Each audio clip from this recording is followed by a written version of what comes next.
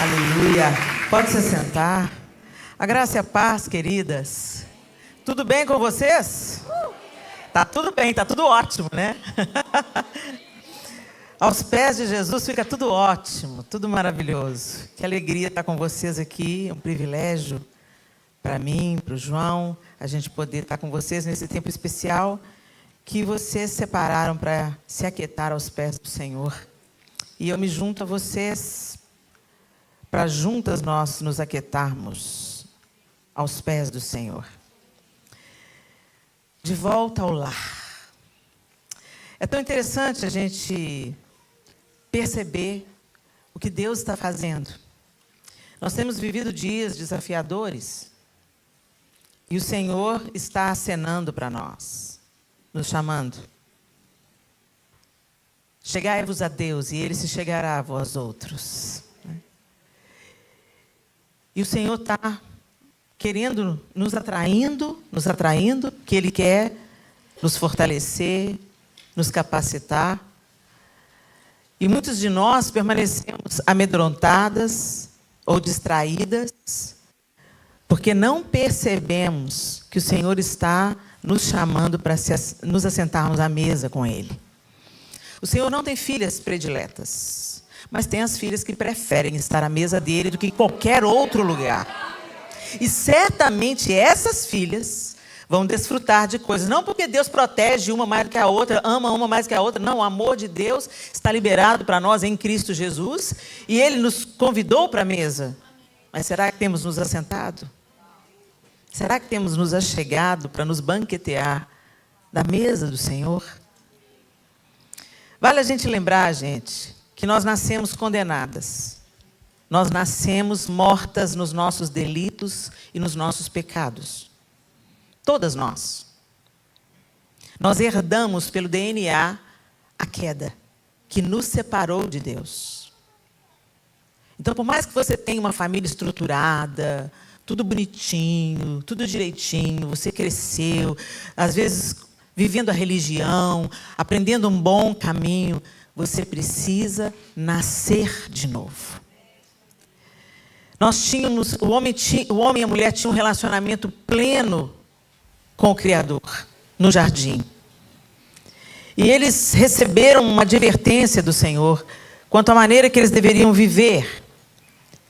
Mas o homem sempre foi seduzido pelo poder. Engraçado, Satanás, segundo os estudiosos, Satanás inaugura a sua caminhada, né? Desejando ser maior que Deus. E é justamente isso que ele sopra para dentro da alma feminina. O que é que Deus falou que você não pode? Não pode comer daquela árvore do conhecimento do bem e do mal? Mas é claro que você pode comer. Porque o dia que você comer, você será como Deus. Aquilo mesmo que levou ele à queda, ele sopra para dentro da alma feminina. E a gente até hoje é tentada por um pouquinho de poder, né, gente? A gente gosta de controlar as coisas. Para que ficar dependendo de Deus? Eu posso mandar nisso aqui. Eu posso ser como Deus. Não no bom sentido, sermos semelhantes a Ele, parecidos com Ele em Cristo Jesus. Mas buscando poder mesmo. E é então interessante quando a gente lembra disso em Gênesis, lá no capítulo 3, no verso 8, quando eles já tinham pecado, o texto diz assim: e ouviram a voz do Senhor Deus, que passeava no jardim pela viração do dia. E esconderam-se Adão e sua mulher da presença do Senhor Deus entre as árvores do jardim. Quer dizer, gente, eles tinham plena comunhão. Você já pensou? O Criador caminhando com você no jardim. E aí eles se divorciaram de Deus. Buscaram o seu próprio caminho, morreram. E foram expulsos da presença de Deus. Mas desde a fundação do mundo, o plano de salvação, de redenção, de nos levar de volta para casa, Deus traçou.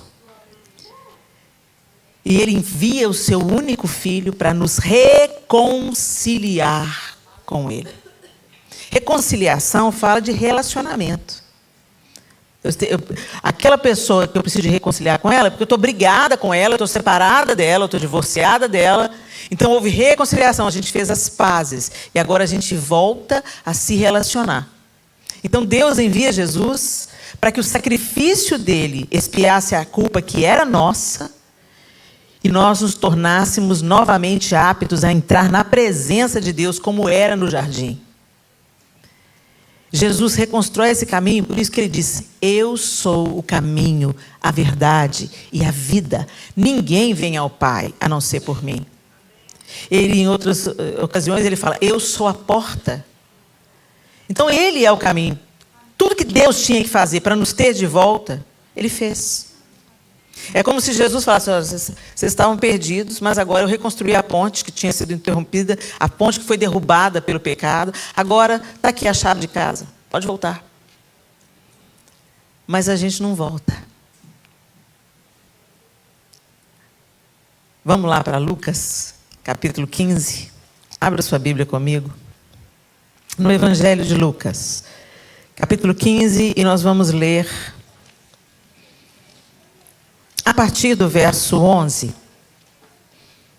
A parábola do filho perdido é a terceira parábola de uma tríade que Jesus está contando. Primeiro ele conta da ovelha perdida, depois ele conta da dracma perdida, ou da moeda perdida, e a última é a parábola do filho perdido. E ele estava falando dessas parábolas em resposta aos fariseus, que eram os religiosos contemporâneos de Jesus, que estavam esperando o Messias, mas não o Messias naquela embalagem que Jesus veio. Na cabeça de um judeu, o Messias iria colocar Israel novamente no patamar que existia nos dias de Davi, nos dias de Salomão. Eles esperavam um Messias político. Mas Jesus era muito mais do que um Messias político. Ele é Rei dos reis, Senhor dos senhores. Mas ele veio numa embalagem, ele veio na rota de colisão com Lúcifer, né, gente? Se Lúcifer era querubim e quis ser como Deus, Jesus, sendo Deus, não julgou que o ser igual a Deus era algo que ele devia se apegar. Antes, assim mesmo, se esvaziou, assumindo a forma de servo. Então ele veio naquela embalagem que já estava descrita no livro de Isaías, mas os estudiosos da lei não se lembraram do que estava escrito a respeito dele. Que não havia nele nem beleza, nem formosura, nada que fosse atraente. E Jesus está ensinando para esses fariseus o que Deus está fazendo ali com aquelas pessoas, com as quais ele estava apresentando não apenas o Deus Criador, mas um Deus que é Pai. Um Deus Pai. Na cabeça daqueles homens religiosos, aquelas pessoas que estavam ali recebendo aquela palavra, elas não eram dignas. Elas eram imundas. Eles se achavam muito bons. E eles achavam que aquelas pessoas não eram dignas de receber aquilo. Que elas não eram dignas de adentrar o reino de Deus. Eles questionavam Jesus: por que você está comendo no meio de pecadores? E Jesus falava claramente: eu não vim para os sãos. Eu vim para os doentes. Eu vim para aqueles que precisam. E a terceira dessas parábolas é a parábola do filho perdido. A partir do verso 11, eu estou na Nova Versão Transformadora, a NVT, pode ser um pouquinho diferente da sua. Mas o texto diz assim: Jesus continuou. Um homem tinha 2 filhos. O filho mais jovem disse ao pai: eu quero a minha parte da herança. E o pai dividiu seus bens entre os filhos. Alguns dias depois, o filho mais jovem arrumou suas coisas e se mudou para uma terra distante, onde desperdiçou tudo o que tinha por viver de forma desregrada. Quando seu dinheiro acabou, uma grande fome se espalhou pela terra e ele começou a passar necessidade. Convenceu um fazendeiro da região a empregá-lo, e esse homem o mandou a seus campos para cuidar dos porcos. Embora quisesse saciar a fome com as vagens dadas aos porcos, ninguém lhe dava coisa alguma. Quando finalmente caiu em si, disse: até os empregados de meu pai têm comida de sobra. E eu estou aqui morrendo de fome. Eu vou retornar à casa de meu pai e dizer: pai, pequei contra o céu e contra o Senhor, e não sou mais digno de ser chamado seu filho. Por favor, trate-me como seu empregado. Então voltou para a casa de seu pai, quando ele ainda estava longe. Seu pai o viu. Cheio de compaixão, correu para o filho e o abraçou e o beijou. O filho disse: pai, pequei contra o céu e contra o Senhor, e não sou mais digno de ser chamado seu filho. O pai, no entanto, disse aos servos: depressa tragam a melhor roupa da casa e vistam nele. Colocam-lhe um anel no dedo e sandálias nos pés. Matem o novilho gordo. Faremos um banquete e celebraremos, pois este meu filho estava morto e voltou à vida. Estava perdido e foi achado. E começaram a festejar. Enquanto isso, o filho mais velho trabalhava no campo. Na volta para casa, ouviu música e dança. E perguntou a um dos servos o que estava acontecendo. O servo respondeu: seu irmão voltou e seu pai matou o novilho gordo, pois ele voltou são e salvo. O irmão mais velho se irou e não quis entrar. O pai saiu e insistiu com o filho, mas ele respondeu: todos esses anos eu tenho trabalhado como um escravo para o Senhor e nunca me recusei a obedecer às suas ordens. E o Senhor nunca me deu nem mesmo um cabrito para eu festejar com os meus amigos. Mas quando esse seu filho volta, depois de desperdiçar o seu dinheiro com prostitutas, o Senhor comemora matando o novilho. O pai lhe respondeu: meu filho, você está sempre comigo, e tudo que eu tenho é seu. Mas tínhamos de comemorar esse dia, pois seu irmão estava morto e voltou à vida, estava perdido e foi achado. Senhor, essa é a tua palavra e nós te pedimos que o Senhor fale conosco de um jeito particular. O Senhor fala na coletividade, o Senhor fala com a sua igreja, mas o Senhor também é aquele que enxerga cada coração aqui. E o Senhor sabe o que cada uma de nós precisa ouvir. Que a tua palavra venha de encontro àquilo que o Senhor quer nos falar individualmente também. Em nome de Jesus. Eu estava ainda longe e correste para mim. Os teus olhos me viram no caminho. Quando arrependido eu voltei para ti. E com compaixão correste em minha direção.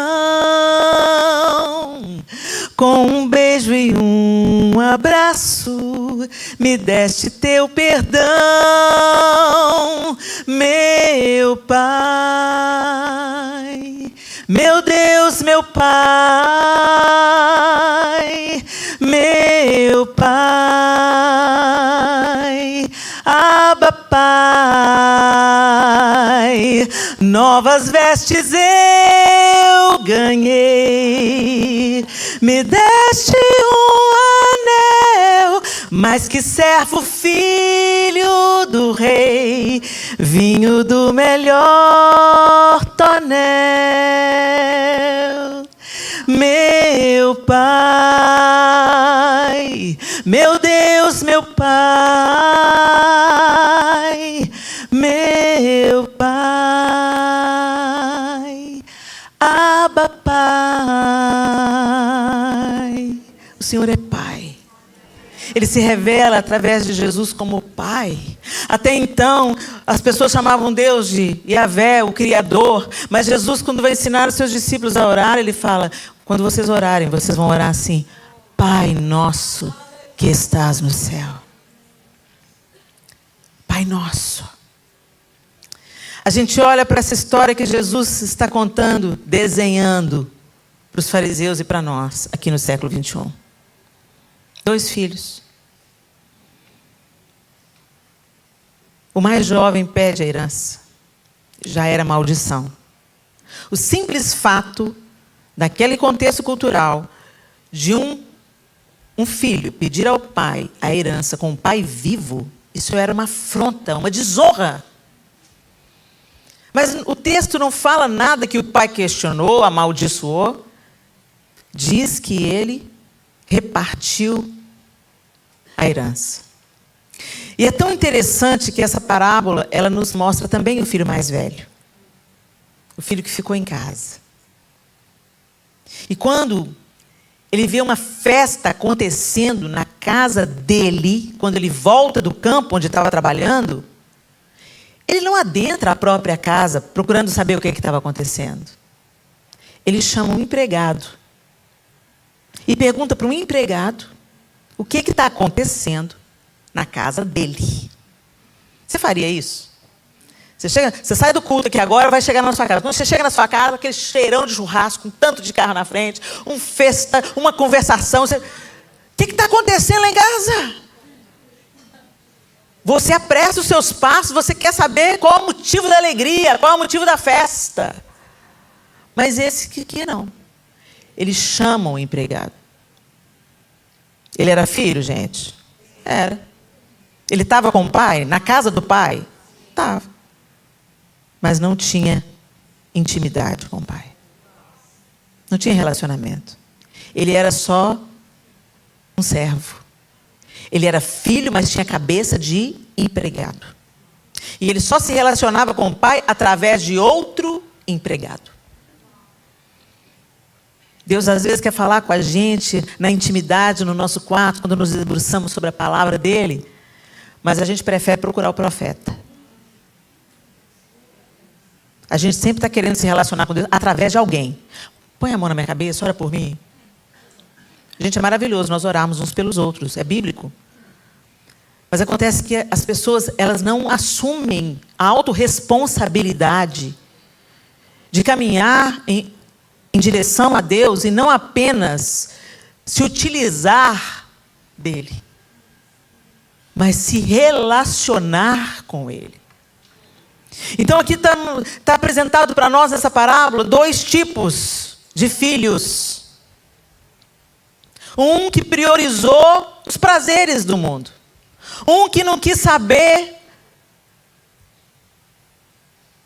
da casa do pai, dos preceitos do pai, dos planos do pai. Ele quis fazer seus próprios planos.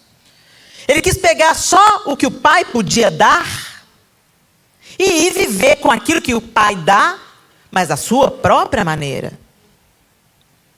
Talvez em algum momento você esteve nesse lugar, onde você acreditou em Deus, acredita em Jesus Cristo, tem até um temor no seu coração, mas aí você pega o seu dom, o seu talento, o seu tempo, o seu dinheiro, todas as suas possibilidades, a sua vida, e vai viver do jeito que você quer, com aquilo tudo que o Pai te entregou.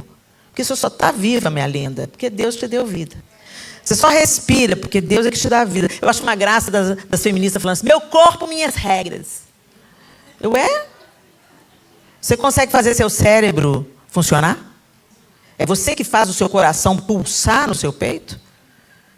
É você que decide o dia da sua morte? A não ser que você seja suicida? Não, gente, nós não somos donos nem de nós mesmos. Mas gostamos de agir como se fôssemos. E a gente chama Deus para chancelar aquilo que a gente quer. Então, Deus, vem aqui, Pai, me abençoa aqui. Meu Pai, aqui, ó, isso aqui, esse aqui é o meu plano, esse aqui que eu quero fazer. Eu quero casar com ele. É com esse que eu quero casar. Todo mundo avisa, não casa não. A mãe fala, o pai fala, o pastor fala. Eu melhoro ele depois que eu casar.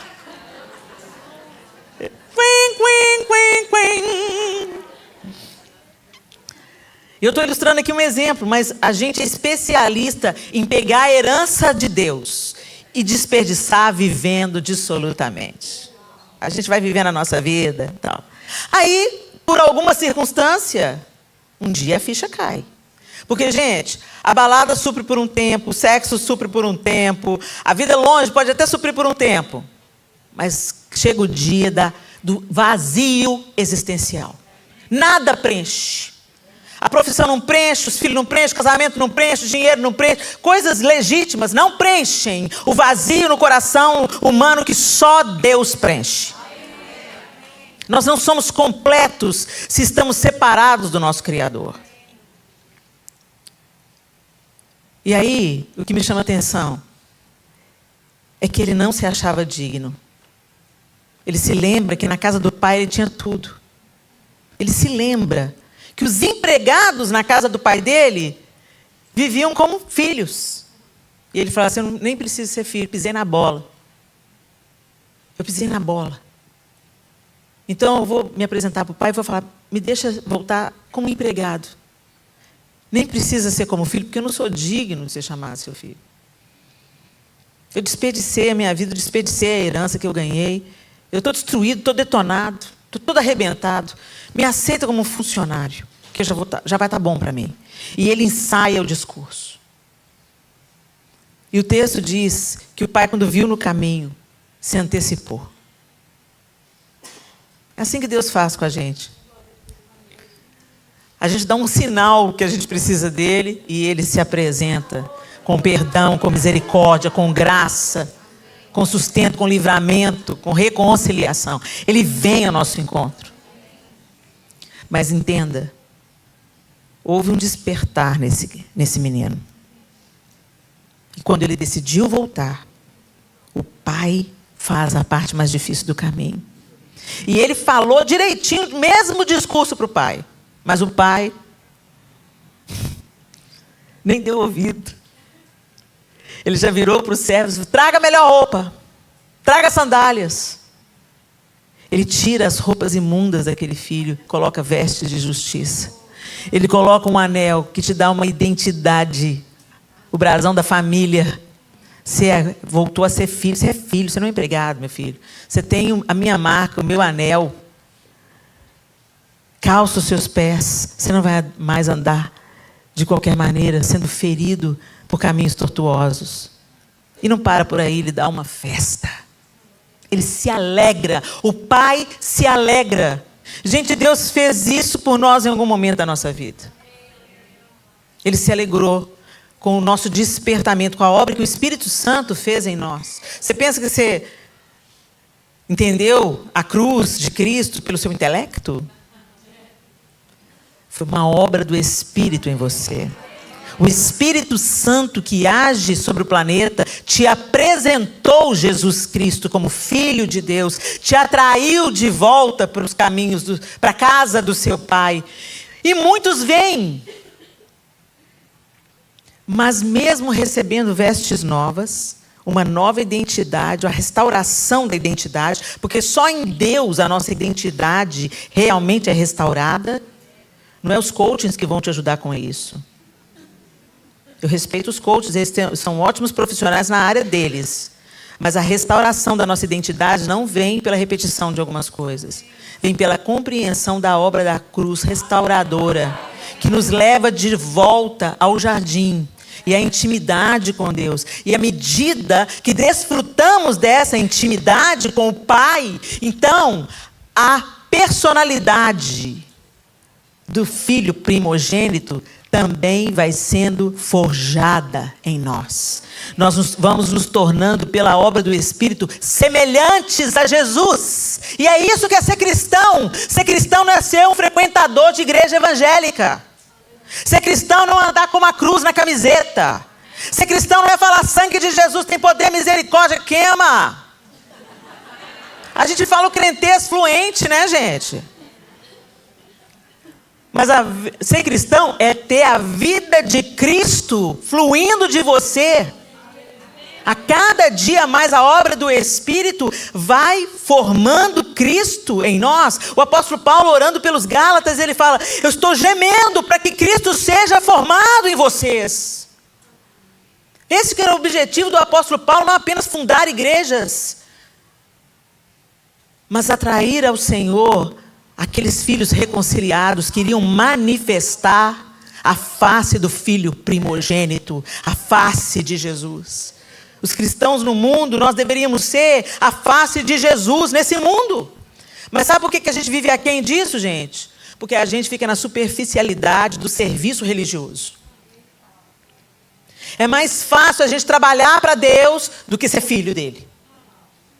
É mais fácil a gente controlar como é que a gente agrada a Deus do que se render e falar assim: o que o Senhor quer que eu faça? Eis-me aqui. É mais fácil a gente confiar no nosso taco, no nosso carisma, no nosso jeitinho, do que falar: Senhor, eu não posso fazer nada sem o Senhor. A gente gosta do governo, a gente gosta do domínio, a gente gosta do poder. E seguir a Cristo é: negue-se a si mesmo. Mas ao mesmo tempo parece que a gente está perdendo, mas na verdade o que Jesus falou: quem achar a sua vida perdê-la, mas quem a perder por amor de mim, a encontrará. E aí esse filho mais velho mostra essa face religiosa. de muitos filhos que estão dentro de casa. Nunca saíram. Nunca viveram dissolutamente. Nunca pisaram na bola. Nunca. Aquele filho bonzinho. Aquele filho certinho, bonzinho. Mas quando o irmão volta para casa, o que estava no coração veio para fora. E minhas lindas, Deus está mais interessado no que está dentro do seu coração do que no seu verniz de cristandade. Os filhos têm o DNA do pai, né? Por isso que Jesus fala que a gente precisa nascer de novo. Nascemos da carne. E agora precisamos de nascer do Espírito. Mas uma vez que nascemos do Espírito, então a gente vive agora no Espírito. Mas quando a gente olha para a vida da gente, vamos ser honestas aqui com a gente. Vamos tirar as máscaras. Vamos deixar Jesus revelar o nosso coração peludo. A gente se afeiçoa tanto a essa terra. A gente trabalha para Deus, muitas vezes, querendo reconhecimento. Eu conheço um tanto de gente que está ferido. Aí você pergunta, você está ferido? O que aconteceu? Não, estou muito decepcionado. Não vou mais em igreja nenhuma. Por que você não vai na igreja? Porque me usaram. Te usaram? Como é que foi essa história? Sempre servi. Larguei minha família em casa, morava na igreja. Meu marido até falava, leva a cama para a igreja. Me dei totalmente. Mas na hora de reconhecer alguém, reconhecer fulana. Aquela besta recém-chegada.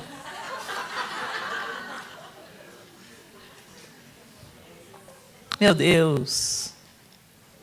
Olha a briga por poder aí. Gente, o serviço que você faz para Cristo, você não considera não. O que sua mão esquerda faz, a direita não leva em conta. É aos pés do Senhor que você está depositando. Se te reconhecer bem, se não te reconhecer, amém. Mas as pessoas ficam feridas, por quê? Porque tem muita gente querendo curar ferida no serviço. Não vai curar ferida no serviço. Você cura ferida no altar. Você cura ferida aos pés de Jesus. Ele cura a ferida.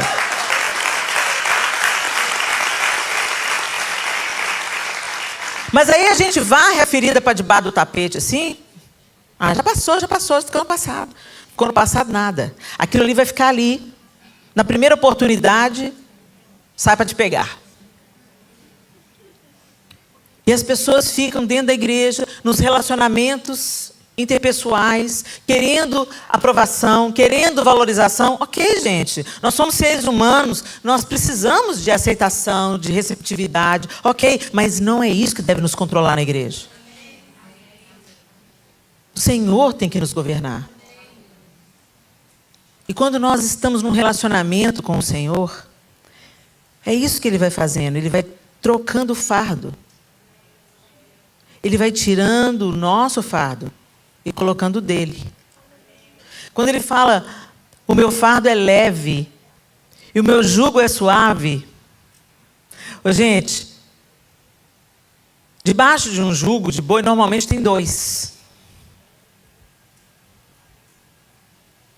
Normalmente tem dois. Eles colocam um boi velho e um boi novo, normalmente. Para puxar o arado. Né? Na agricultura rudimentar, era assim. Por que o boi velho e o boi novo? Porque um sabe a lida, o caminho. E o outro tem o vigor. Deus é um Deus geracional. Ele quer que as gerações funcionem juntas. Ele não quer disputa de poder entre as gerações, não. Ele quer uma corrida de revezamento. Entendeu? Você corre, passa o bastão para o outro continuar correndo e o nome do Senhor ser glorificado.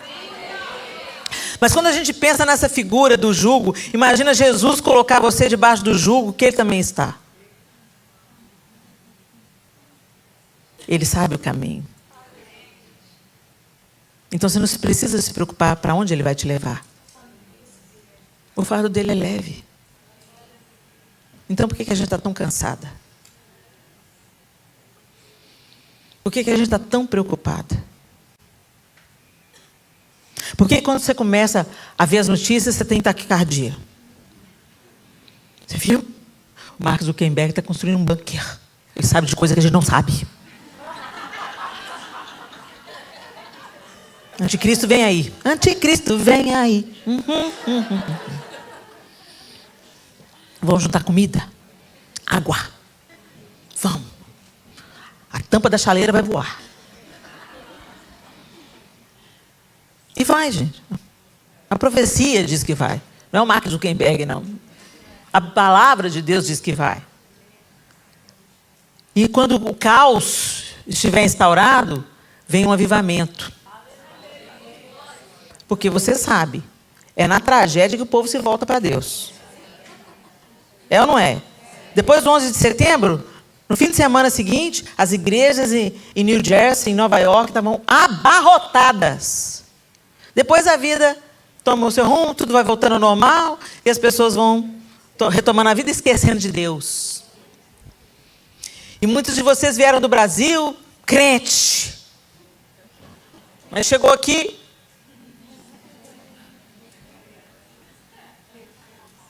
tá... Não dá para eu ir no culto hoje, sabe? É porque eu peguei um part-time, então não vai dar.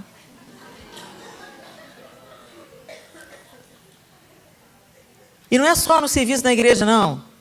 Sua oração, a leitura da palavra, vai minguando. E você ergue o poste-ídolo. O dólar. O povo de Israel entrou na terra prometida. E o problema dele foi que ele abraçou os deuses da terra. O problema do povo de Israel foi que ele se dobrou diante dos deuses da terra. Eles consentiram que os ídolos continuassem estabelecidos. É tão interessante, gente. Se você conhece um muçulmano aqui na América... Eu estava ouvindo hoje de uma irmã que ela falando assim, que ela trabalha na casa de uma família islâmica. Eles são minimalistas. Na casa deles não tem sofá, não tem TV. É só um tanto de tapete. E eles se assentam no chão, eles fazem as orações. Eles não põem a cultura americana para dentro de casa. A cultura ocidental não entra na casa deles. E eles passam muito tempo com as crianças ensinando o Corão. O mundo islâmico só cresce. Tem muitos filhos. 10, 11, 13. E a gente fala, não, misericórdia. Só 2 e olhe lá. Por quê? Não tem tempo, tem que trabalhar. Misericórdia, o menino dá muito trabalho.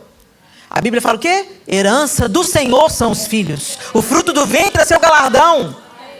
Mas você abraçou o Deus da terra.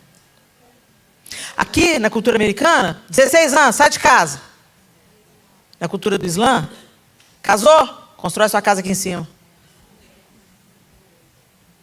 Os homens, os filhos homens, constroem em cima da casa dos pais.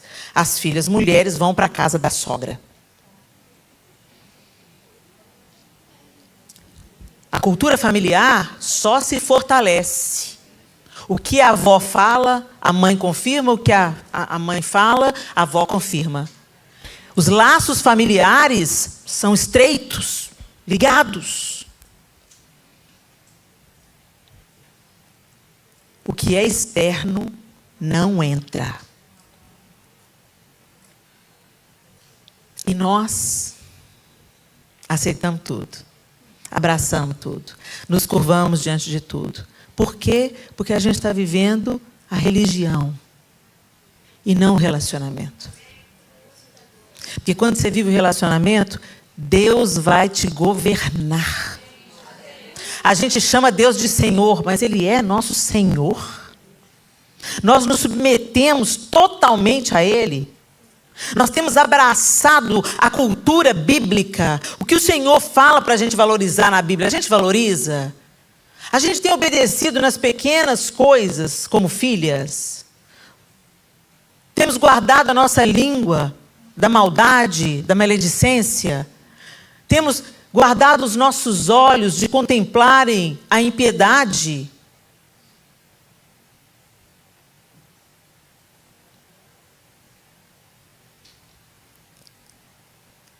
Se nós não nos assentarmos à mesa, na casa do Pai, nós seremos distraídas, iludidas por qualquer outra coisa. Qualquer outra coisa vai nos parecer mais atraente, exatamente como pareceu mais atraente ao filho mais moço. Mas o exemplo já está aqui, gente. O exemplo já está dado. Jesus já desenhou para nós. Esse caminho que você está metido nele, parece ser bom, mas no final é caminho de morte. E aí a gente fica na superfície, pensando que está vivendo um relacionamento com Deus, mas na verdade a gente está tentando se utilizar de Deus para cumprir os nossos objetivos. E o Senhor vai permitir que muitas coisas sejam abaladas. Para nos esmagar? Não. Para nos atrair. Para nos atrair de volta à comunhão que tínhamos no jardim. E que foi perdida pelo pecado.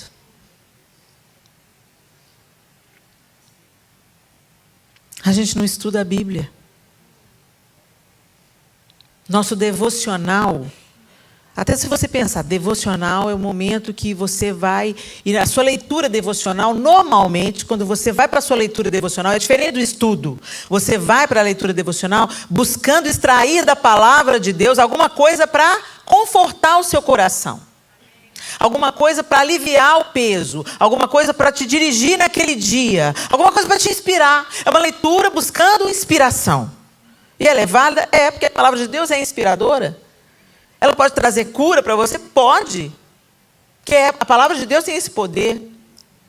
Mas é só o estudo que vai fazer você conhecer Deus. É através do estudo das Escrituras que você se achega a Deus. E contempla Deus. E descobre o caráter de Deus. Descobre que Deus é um Deus amoroso, mas que Deus também é um Deus justo. Que Deus não compactua com o pecado. Gente, o Deus do Antigo Testamento, o Deus do Antigo Testamento é o mesmo, ele não mudou de personalidade. Nós não somos destruídos por causa da graça de Jesus Cristo. Agora, o mesmo Deus do Antigo Testamento que mandava matar todo mundo, é o Deus que amou o mundo de tal maneira que deu o seu Filho unigênito. Mas a gente quer Deus, a paternidade de Deus em capítulos. A gente quer a paternidade de Deus parcial. Eu quero o pai que paga as minhas contas. Eu quero o pai que paga a escola para mim. Eu quero o pai que providencia comida para minha mesa. Eu quero o pai que me dá conforto. Eu quero o pai que me dá o que eu quero. Mas eu não quero o pai que vem com a vara e que tem regras em casa. Deus não é um Deus fragmentado, não, gente. Para sentar na mesa de Deus é nas regras de Deus. Mas a gente está acostumado, dentro dessa cultura vigente, a se utilizar das coisas, das pessoas, e ter um raciocínio totalmente voltado para o próprio umbigo. Enquanto a paternidade de Deus, a nossa identidade em Deus, diz para nós derramarmos a nossa vida exatamente como Jesus derramou a dele. Olha para os primeiros discípulos. Olha para os 12. Aqueles que acompanharam Jesus mais de perto. Primeira coisa, quando Jesus falou, deixa e me segue, eles deixaram tudo. Eles deixaram as redes, eles deixaram a coletoria de impostos, eles deixaram e foram atrás de Jesus e andaram com Jesus, dependendo de Jesus e das mulheres que sustentavam o ministério. A gente não deixa nada, não. A gente quer colocar Deus como um acessório na vida. Isso não é desfrutar da paternidade dele, gente. Isso é uma mentalidade de empregado, que se utiliza do serviço, que pensa que Deus está devendo alguma coisa, porque, afinal de contas, você vem na igreja todo domingo e dá o dízimo e a oferta. Deus está me devendo. Quando as coisas começam a dar errado, Deus começa a abalar as estruturas, você fala, Deus, como assim? Opa! O senhor é um pai amoroso? Por que eu estou passando por esse problema? Por que o desemprego chegou? Por que meu filho desviou? O que está acontecendo, Deus? Isso é o diabo, né? É o diabo. O diabo, de vez em quando, entra em Cristo. Às vezes, esses crentes não tem nada para fazer, não. Fica pondo a culpa só em mim.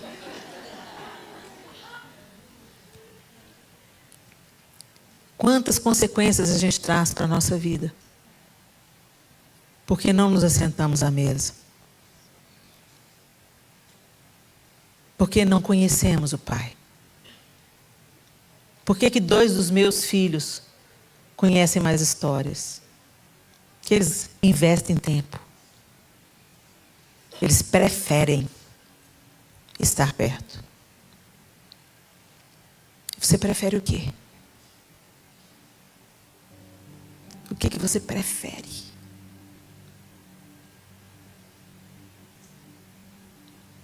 Eu não tenho tempo para ler a Bíblia, Helena. Aqui a gente trabalha muito. Mas você sempre passa pelo Instagram. No Instagram você tem tempo.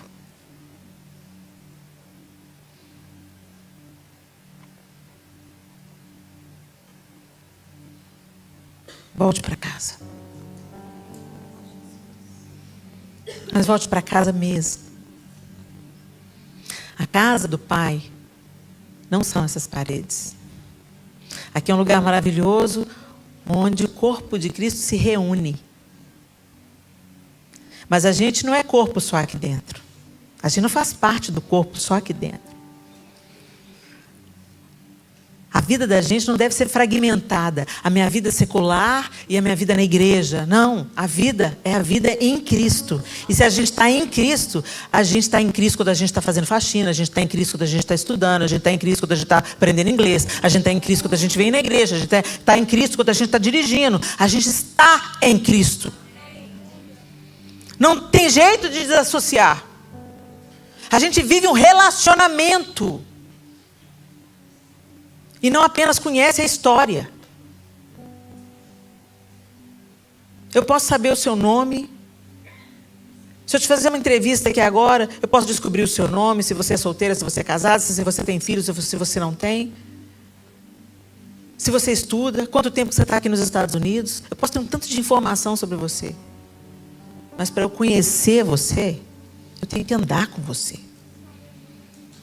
Eu tenho que comer muitas refeições com você.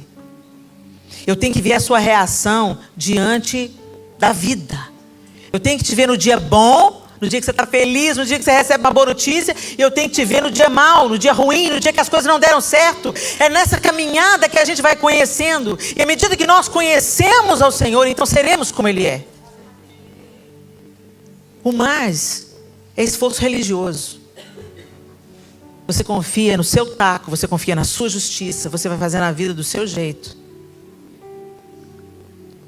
Mas não desfruta da intimidade. Você, diante da casa do Pai, prefere consultar o empregado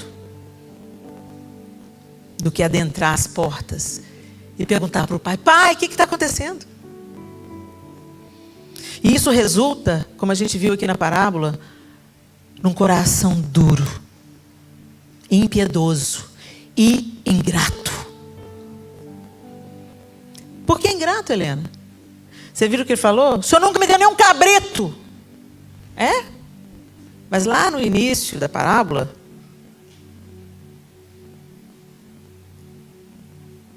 o filho mais jovem disse ao pai: quero a minha parte na herança. E o pai dividiu seus bens entre os filhos. Quando o mais jovem recebeu herança, o mais velho também recebeu. Mas a ingratidão, aquela sensação de que o pai estava devendo a ele alguma coisa.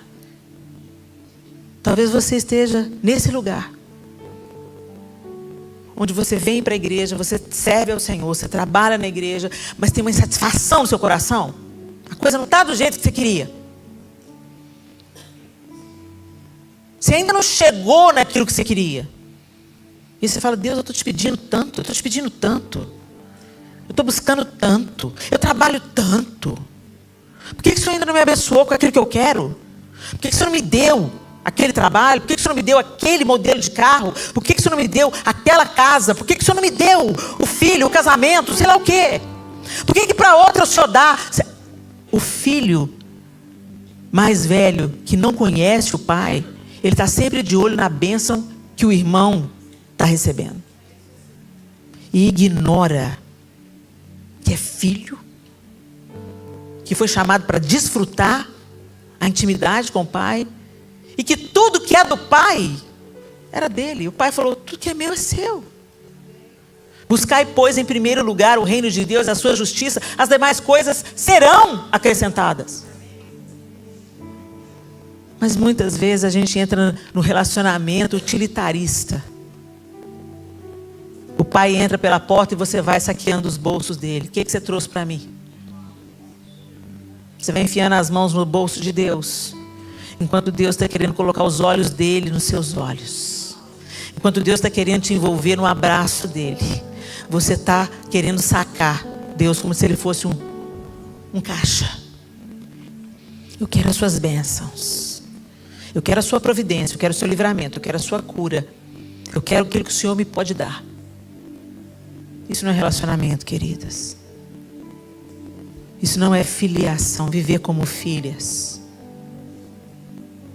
E o Senhor não quer que a gente apenas seja adotada, ganhe um novo nome, mas quer que a nossa mentalidade seja modificada e que a gente deseje as bênçãos de Deus tanto quanto desejamos a sua direção, a sua aprovação.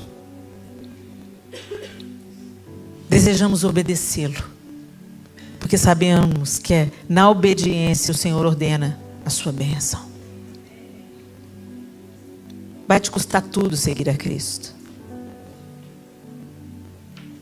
mas vai te trazer tudo também. Não tem alegria, não tem conquista que supere a reconciliação. O que aqueles discípulos viram? O que eles experimentaram? Que fez com que eles alegremente entregassem suas vidas.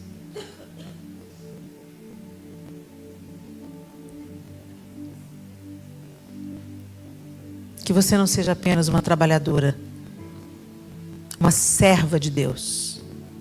Jesus não veio fazer recrutamento de pessoal. Ele veio buscar filhos para viverem a reconciliação com o Pai.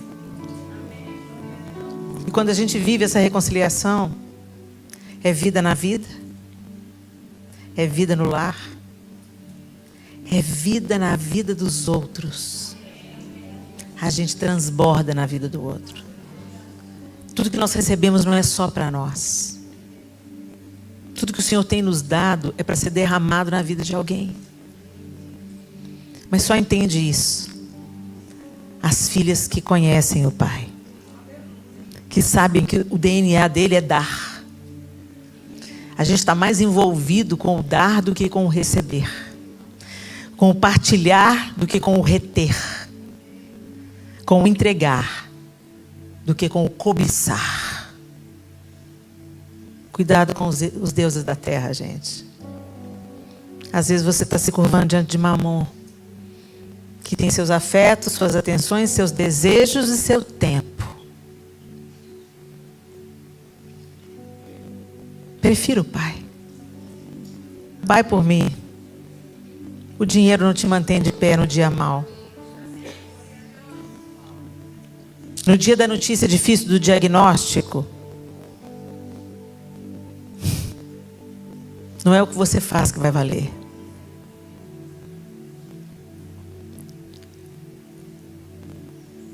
Se assente à mesa.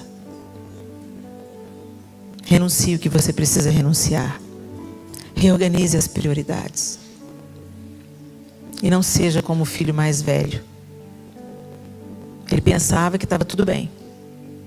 Afinal de contas, ele trabalhava para o pai e estava dentro de casa. Estar dentro de casa não significa ter intimidade. E o Senhor nos chama para a intimidade. Porque nessa intimidade é que nós vamos nos tornando semelhantes a Ele. Sem esforço. Sem esforço. Você começa a ficar parecido com quem você anda. Às vezes você absorve até o perfume. As pessoas vão começar a identificar os traços de Cristo em você. Mas para isso você vai ter que se achegar. E não apenas conhecer de ouvir falar, mas de com Ele andar. Feche seus olhos.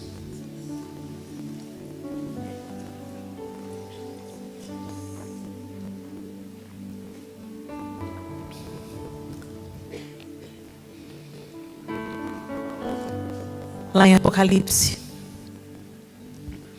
Jesus manda uma carta para a igreja em Laodiceia. E ele repreende a igreja em Laodiceia, porque ela não era quente nem fria. Ela era morna. E ele falou: estou a ponto de te vomitar. Jesus estava fazendo uma alusão a duas cidades próximas a Laodiceia. Laodiceia recebia água de Colossos e água de Hierápolis. A água de Hierápolis era uma água quente, termal, medicinal. E a água de Colossos era fresca. Mas como vinha para Laodiceia através de uma tubulação, essa água ficava morna. Então a de Hierápolis chegava intragável. Se você tomasse daquela água, ao invés dela ser curadora para você, ela provocava vômito. Por isso que Jesus fala: eu estou a ponto de te vomitar. Porque tanto a água de Colossos quanto a água de Hierápolis chegava morna, porque vinha pelo aqueduto, pela tubulação.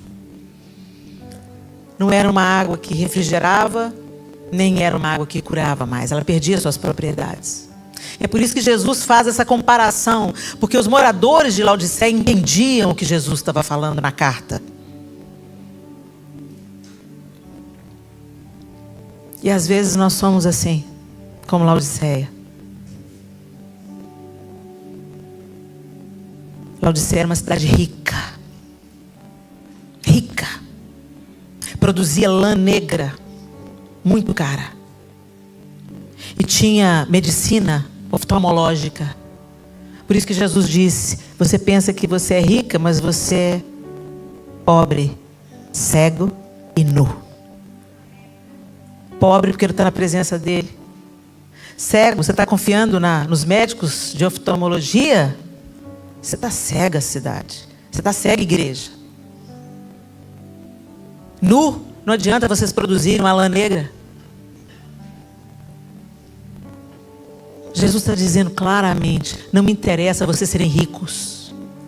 Não interessa vocês produzirem a melhor lã. Não interessa vocês serem uma referência de tratamento oftalmológico. Vocês são como as águas que chegam na cidade. Vocês nem tiram a sede das pessoas, nem matam a sede e nem são remédio para a cidade. Vocês não são nem uma coisa nem outra. Vocês são mornos. E muitas vezes nós estamos assim, minhas irmãs.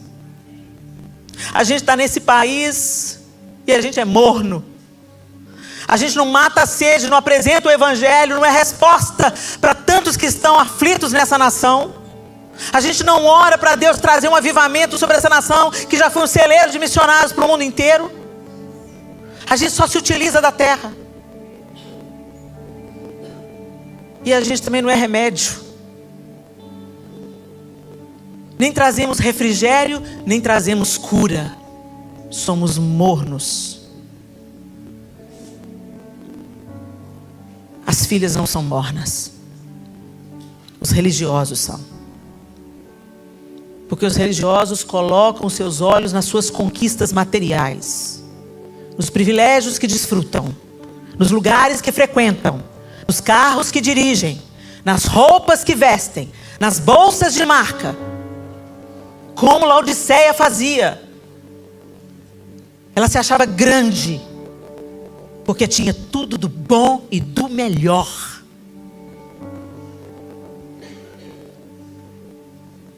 Mas era morna, era reprovada diante de Deus. E ele fala: arrepende-se, arrependa-se, arrependa-se. Volta para mim, igreja em Laodiceia. O Senhor não quer que a gente viva uma vida morna, queridas, mas Ele quer aquecer o nosso coração, nos tornando filhas. Filhas que são cura e filhas que são refrigério. Não filhas que provocam ânsia de vômito. Filhas que não matam a sede. Que o Senhor nos ajude. Senhor, como é fácil a gente se deslumbrar, se distrair. Como é tentador o caminho de buscarmos serviço como meio de aprovação. Que o nosso serviço, Senhor, seja consequência da nossa afeição pelo Senhor, da nossa proximidade com o Senhor. Que o que nos mova seja um coração como o teu, que não se poupava, mas que se derramava na vida de todos aqueles que entravam no seu caminho. Pai, minhas irmãs estão aqui. Elas não vieram assistir um congresso, elas vieram buscar uma palavra do Senhor. E essa palavra é dura de ouvir, Senhor. Mas a tua palavra diz que o Senhor repreende o filho a quem o Senhor ama e açoita a todo aquele que o Senhor quer bem. Nós queremos a sua paternidade completa. Queremos o seu amor, o seu livramento, a sua comida, a sua casa, a sua mesa, a sua cura, tudo que o Senhor tem para nós, nós queremos. Mas queremos também a sua correção, o seu alinhamento, o seu despertamento, a sua disciplina, o seu ensino. Queremos o Senhor completo. Papai. Um Deus que nos ama e nos treina, nos faz crescer e nos transforma a filhas semelhantes ao Filho primogênito. Oh Jesus, que a sua vida seja vista em nós, nas nossas escolhas, nas nossas palavras, nas nossas atitudes, na nossa prioridade. Nós nos rendemos ao Senhor nessa noite. Queremos receber tudo que o Senhor tem para nos falar nesse congresso. Fala com as suas filhinhas, Senhor. Tudo que o Senhor quer falar. Mas que não haja no nosso coração mornidão. Que nós nos posicionemos como filhas e que a gente escolha a tua mesa a qualquer outra coisa. Que a gente prefira a tua presença a qualquer outra coisa. Que o Senhor ocupe a primazia dos nossos afetos e da nossa busca. Em nome de Jesus. Amém e amém. Deus abençoe vocês.